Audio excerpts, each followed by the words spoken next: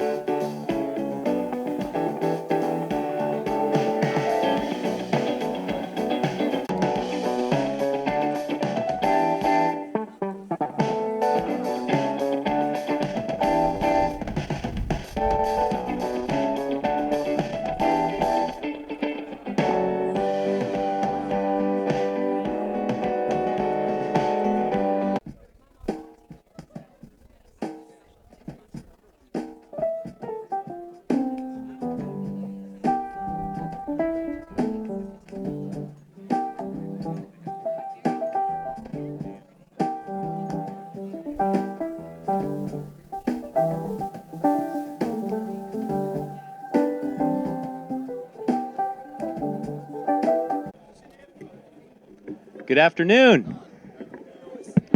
Good afternoon.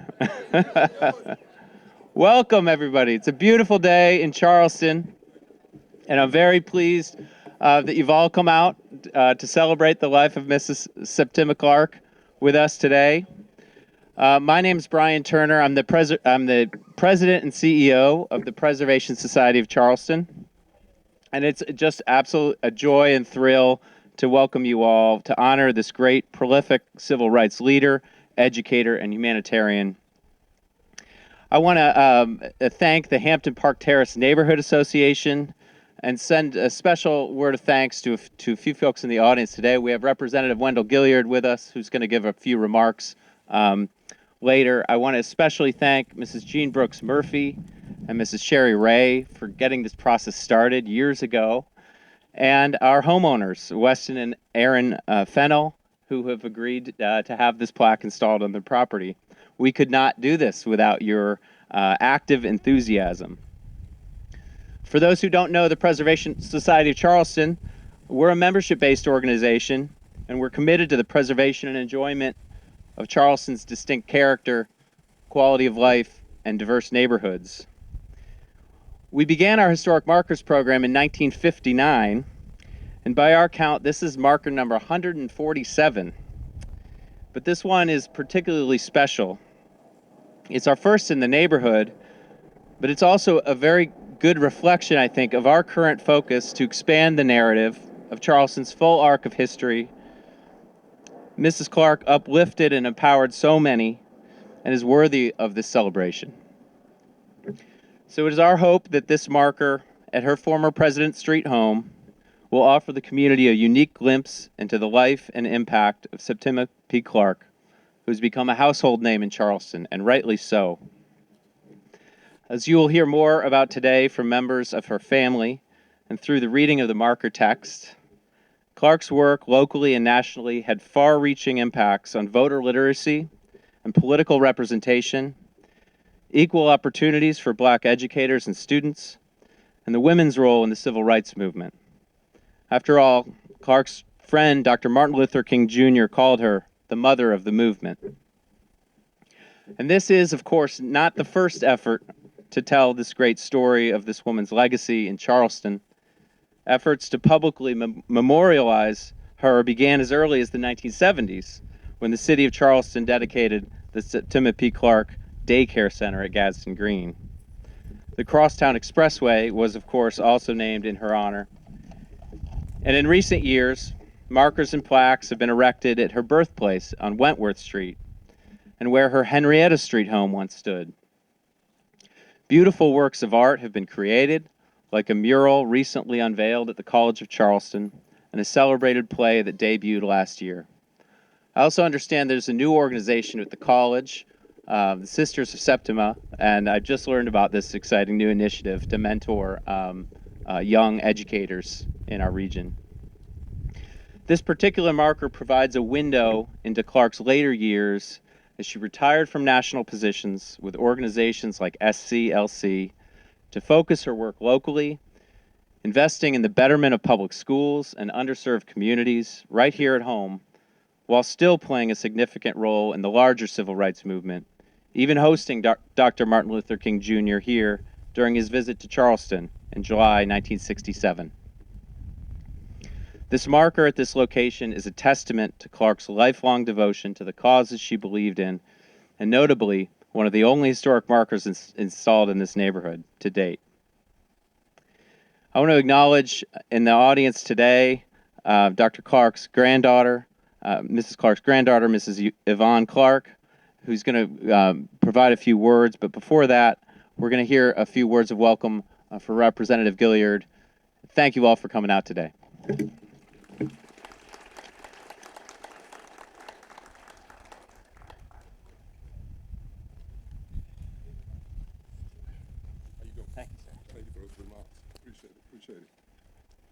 Yes, good evening, ladies and gentlemen. It's good to be here today. This is no way, by shape, a somber moment for anybody here today. I don't know about you, but I'm feeling good and blessed to be here. Now, I want to take a moment. A good friend of mine, I hadn't seen him in years. He's the patriarch of the family, him and Yvonne. And Yvonne, you can keep your seat, but I'm going to ask Nerai to come up here. Ladies and gentlemen, let's give him a big round of applause. He is my best friend. And when you're from the South, I should say he's my roadie. He and I came up in this area together after my mother died, and we moved on Ashley and Moutry Street. And little did I know back then that I would make an acquaintance with such a famous guy.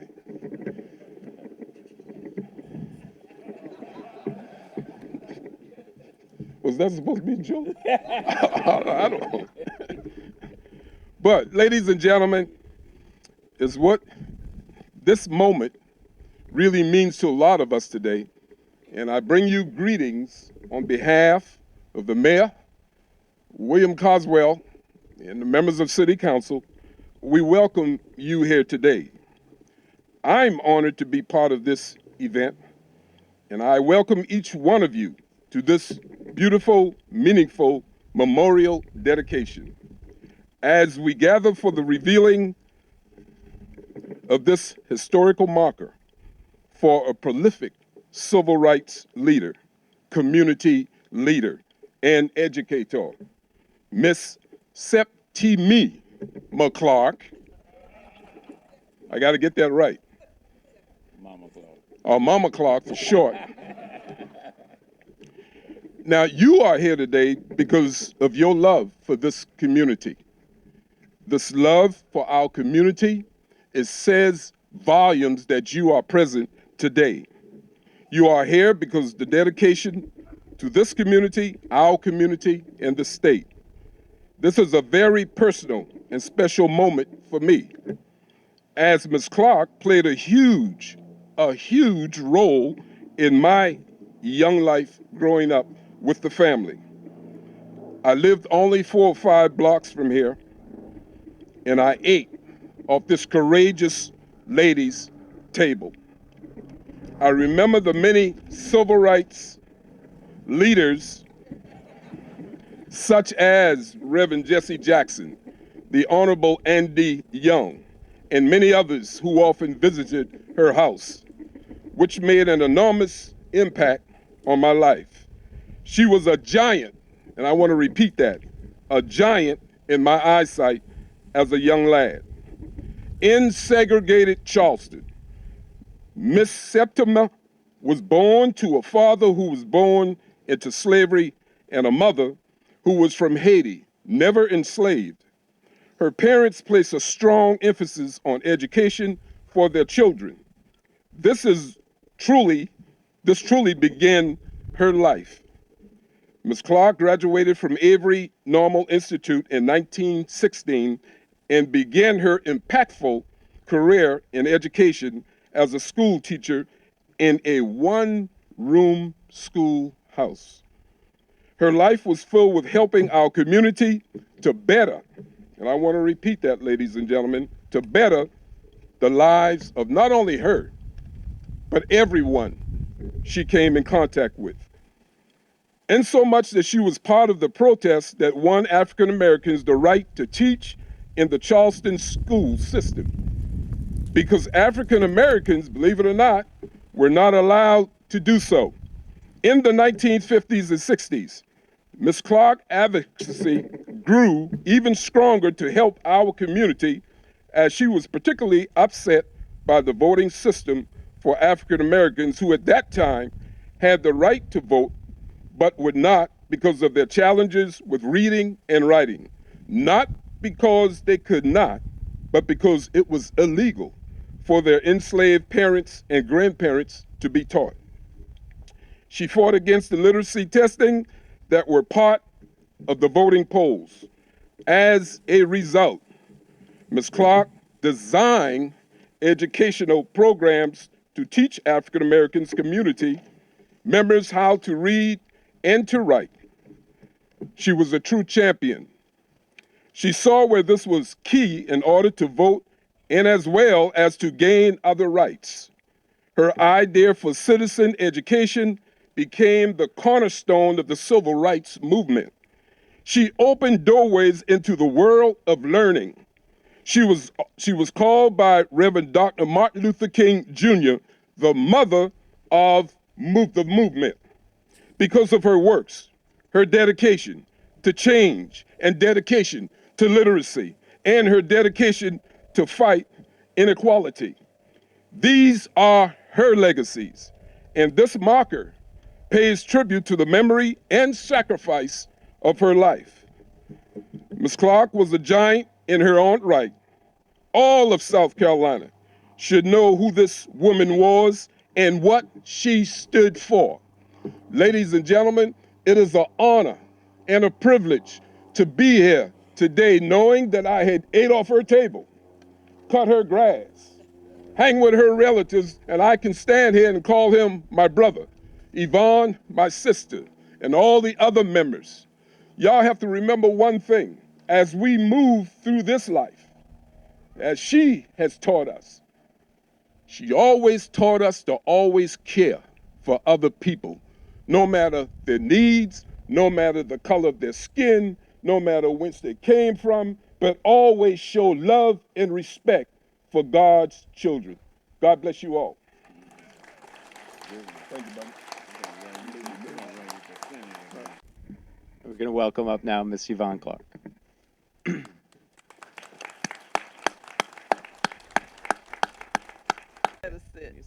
No, I got it, I think. All righty. Welcome, everyone. It is so wonderful to be here today and to see all of you.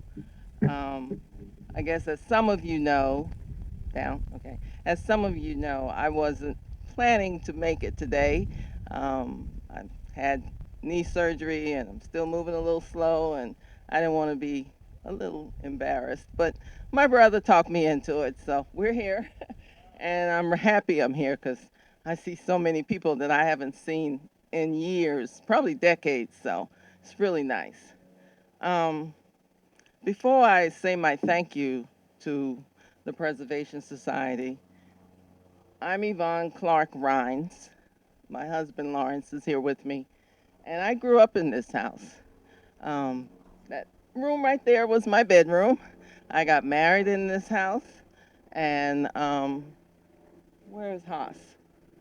Yeah, my stepson, I married his father in this house, And I loved it. I went to high school at Rivers, and some of my schoolmates are here. My elementary schoolmate is here from James Island, and so family is here today. So let me see if I can get through this without crying, because I told Neri, you know, I cry when I get in front of folks. So, ladies and gentlemen, esteemed members of the Preservation Society of Charleston, it is with profound gratitude and see, there I go, overwhelming emotion that I address you today.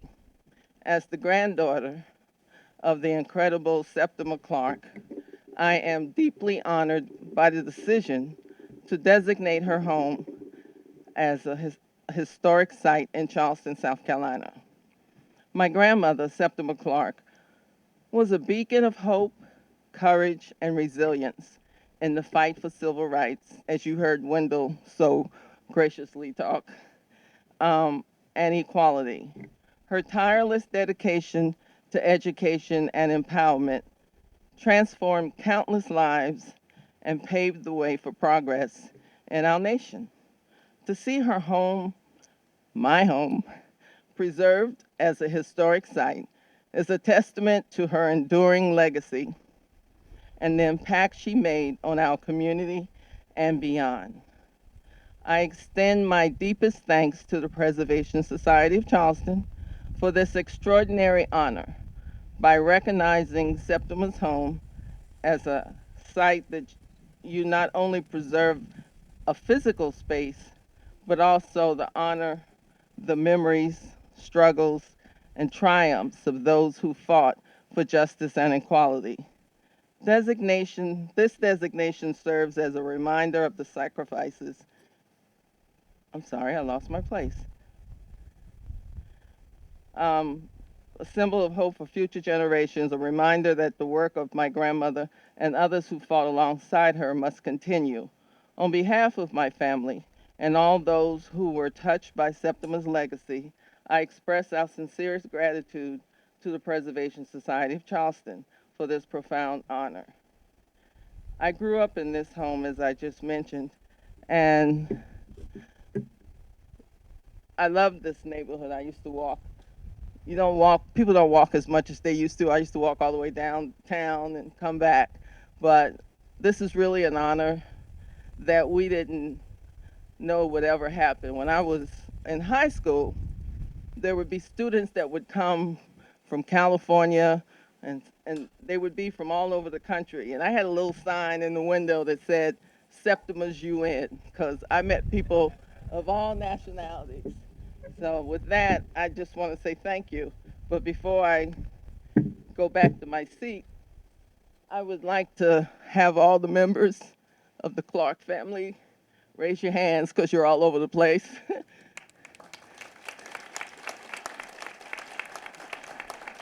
And our cousins, the Robinson family, out there. And let's see, who am I missing? Any other relatives here that I forgot? You part of a Poinsett family. Okay, I'm sorry. The Poinsett family. And then my husband, he's sitting there taking pictures, so he's fine. But thank you very much.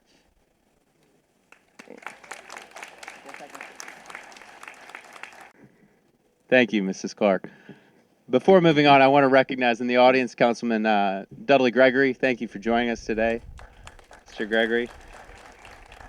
And now I'd like to invite to the stage a historian, Christina Butler, who had a role in preparing this text, and she's going to read you all the text on the sign. I'm sorry? Oh, before that, Aaron and Wes Farrell, homeowners. Thank you. Sorry.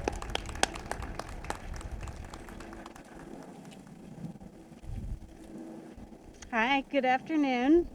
Thank you all for being here. Our family absolutely loves this. Hi, good, okay. Thank you all for being here.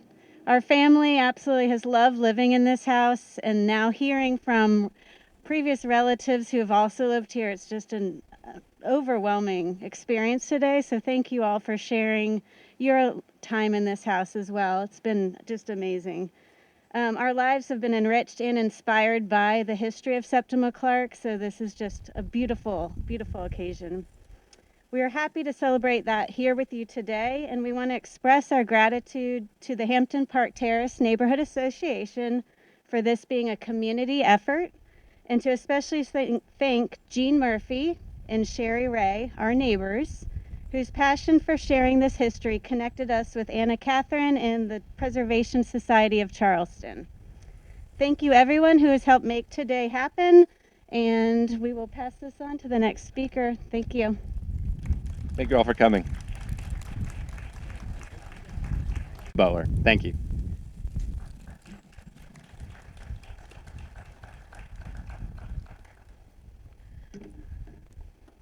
Good morning, everybody.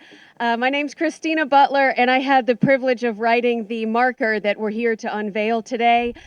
Privilege and honor, and I want to thank the Preservation Society and the neighborhood and the homeowners, of course, and probably most importantly, the family. So I'm sharing your history that you know better than anybody else, but it's exciting to have a small part, as you mentioned, in Septima's UN for everyone who's not from here, who walks past this house, who it's a beautiful home, but you really wouldn't know all the important, inspirational people that Septima entertained in this house without the signage. So hopefully the 7 million plus tourists who come to this city every year will have a chance to learn about this important, inspirational woman as they walk past the home. So I'm gonna read it now.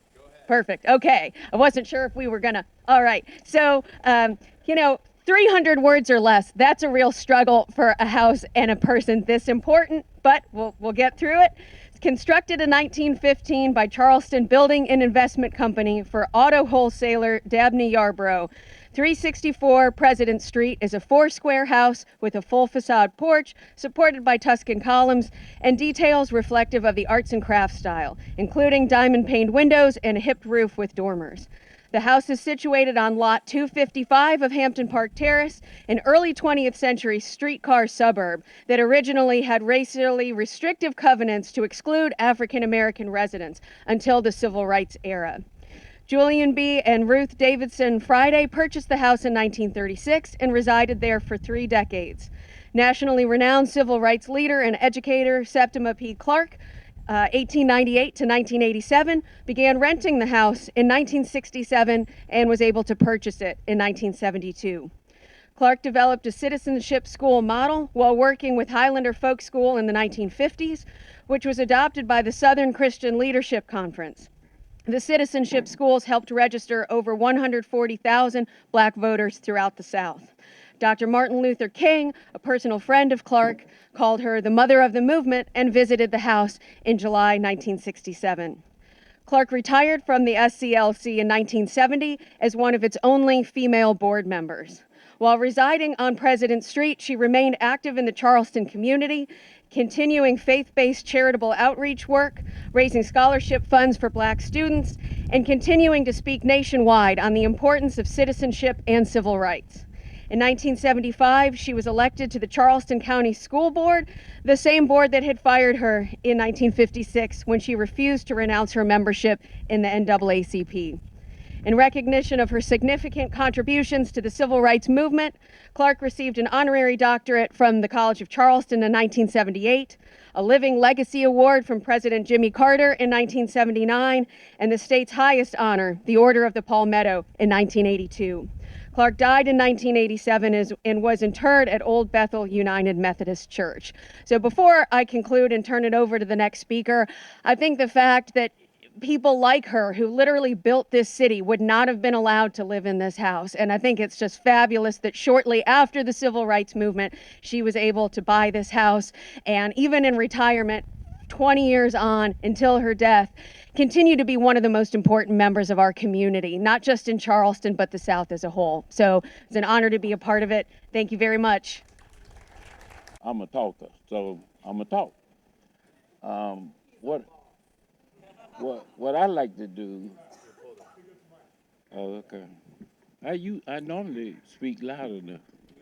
Most people say too loud, But I want to recognize my grandmother loved her pink and green, the AKAs. And I see some AKAs here, and I want to definitely make sure we give them their flowers.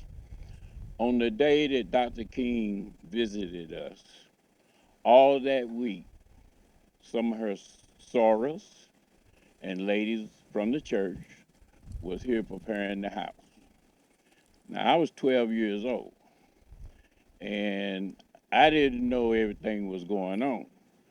All I knew was the food was wonderful. It was better than Christmas dinner.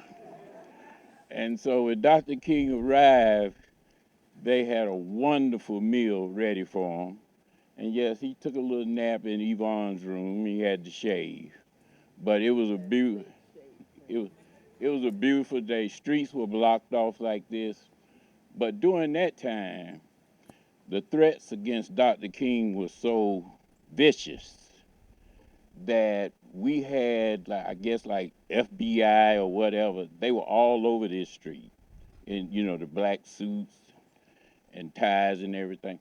And Catherine shared the article from the Post and Courier that I had never seen up until about 3, 4 weeks ago, that laid out that entire day from when he arrived at the airport until he came here and then went to County Hall. Mr. Esau Jenkins, everybody know him? Mr. Esau Jenkins met him at the airport and brought him here to the house. Mr. Esau and my grandmother, as you know, was very close. But it was just a wonderful day. And I said I was a young kid, and my Aunt Laureen, who lived in this house, she had dogs in the backyard. And I was trying to tell Mama Seppi they need to be careful where they walk back there, because, there's a lot of stuff back there. And I mean, they were all over the place. Street was blocked off. They were all behind the houses and everything because of the threats to Dr. King. And as you know, less than a year later, he was assassinated. That's awful. So anyway, we'll go ahead on a bright note and unveil this. You want me to go ahead and clip it now? All right, here we go. Hope I'm doing it right.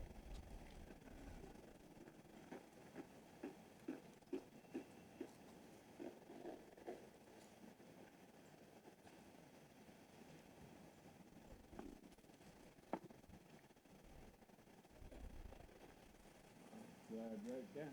There we go. Beautiful. Thank you for everyone. Thank you. You have something that you want to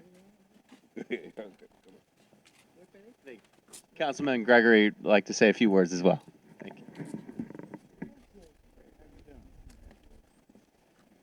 Good evening, everyone. It would be remiss if I didn't say a few words here.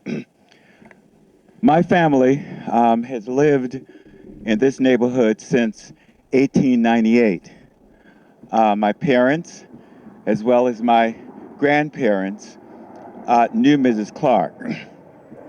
This is just one of many ways that we have honored Miss Clark. There's also a marker at Mother Emanuel, where she also had a home. And once the Mother Emanuel Memorial and Victims Garden is complete, there's a path from Henrietta Street to the garden, which will also be named the SEPITMA CLARK pathway. So the city and Mother Emanuel continues to honor her. When I became a city council member, there was a place called the Crosstown. Everybody knows the Crosstown. But I discovered, after having discussions with the Chronicle then, that it's really not the crosstown. It's the SEPITMA CLARK Parkway. So for the last 10 or 12 years, anytime someone calls it the crosstown, I correct them and let them know that it's the SEPITMA CLARK Parkway. Regardless of whether it's the news media, because they still say the crosstown. And if they say the crosstown, they'll get a call from me to correct them that it's the SEPITMA CLARK Parkway. And we need to continue to honor our own and make sure that history is not changed. Because if we continue with the crosstown, eventually it would be the crosstown. So you will see no signs that says the crosstown. Every sign you see is the SEPITMA CLARK Parkway. So it would be remiss if I didn't come up and just give you that bit of history and let you know that the fight continues. Peace. Councilman Gregory, and for your work on behalf of our city. Finally, I'd like to invite to the stage Kim Ralph. She's the president of the Hampton Park Terrace Neighborhood Association. Thank you. My name is Kim Ralph. I'm actually the vice president of the Hampton Park Terrace Neighborhood Association, and it has been an absolute pleasure working alongside so many neighbors, as well as the Preservation Society of Charleston, to help honor the legacy of an incredible woman that many here were privileged to call neighbor. After looking for 2 years, Miss Clark landed on moving into our humble neighborhood at the age of 68 years old. In the book, Ready from Within, Miss Clark stated that the house was aged and she would have to have lots of work done on it. I know so many of us can relate to these aged homes. These old age homes have been and continue to be a labor of love for a lot of us, but we do it because we love our home and, more importantly, the community of neighbors we have here in Hampton Park Terrace. Miss Clark reflected that these latter years in her life were the best part of her life. It seems in reflection during her retirement at this house on President Street, as she grew older, she stated she considered chaos a gift because it created wonderful thinking. That gave me such pause when I read that. While many of our days in this country, especially in recent years, have felt chaotic, may we all be encouraged by Miss Clark's reflections, her fearlessness, and the legacy of our neighbor, SEPITMA P. Clark. We thank you for joining our community today to honor and celebrate her, and we invite you to stay and enjoy some provisions behind you, some drinks, some food, and some fellowship with your friends and neighbors. Thank you so much for coming.